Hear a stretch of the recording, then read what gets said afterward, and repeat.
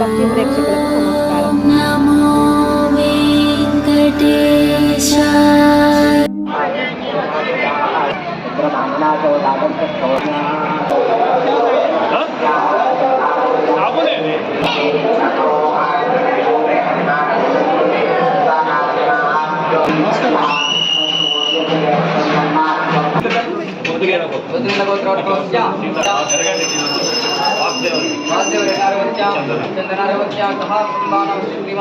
నమస్కారం.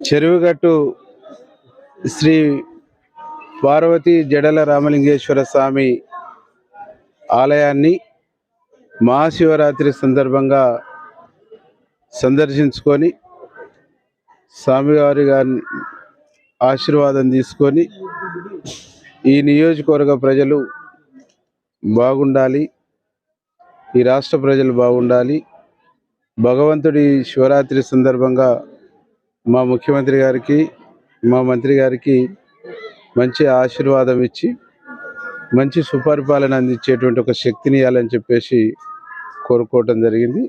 ఈ నియోజకవర్గ ప్రజలందరూ కూడా ఆయుర ఆరోగ్యాలతో ఉండేటట్టు భగవంతుడు చూడాలని చెప్పేసి భగవంతుని వేడుకోవటం జరిగింది. అంటే ఇప్పటికీ రాత్రి శివరాత్రి సందర్భంగా రాత్రి వచ్చి ఇక్కడ జాగారం చేసినటువంటి భక్తులు దర్శనం చేసుకొని వెళ్ళిర్రు. మిగతా వచ్చేటువంటి భక్తులకు ఆలయ ఈవో కానీ ఆలయ సంబంధించినటువంటి సిబ్బంది జిల్లా యంత్రాంగం పర్యవేక్షణలో అన్ని ఏర్పాట్లు కూడా బాగా ఉన్నాయి. వచ్చినటువంటి భక్తులకు ఎలాంటి ఆటంకం లేకుండా దర్శనం చేసుకొని వెళ్ళేటువంటి పద్ధతుల్లో ఏర్పాట్లు జరిగింది. పార్వతీభ్యాం ఈరోజు పరమ పవిత్రమైనటువంటి మహాశివరాత్రి ఉత్సవము.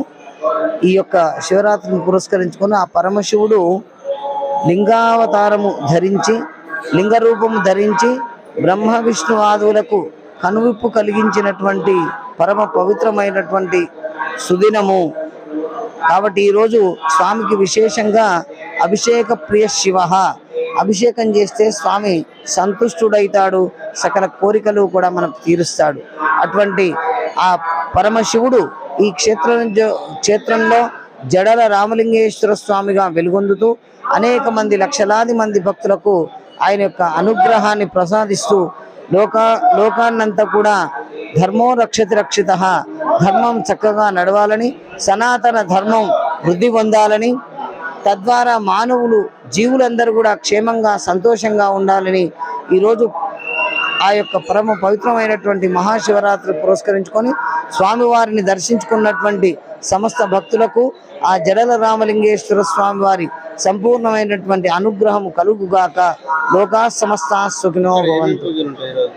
ఈరోజు ఏకాదశి రుద్రాభిషేకము, తదుపరి భక్తుల యొక్క అభిషేకాలు కార్యక్రమాలు ఉంటాయి, స్వామివారి దర్శనాలు ఉంటాయి.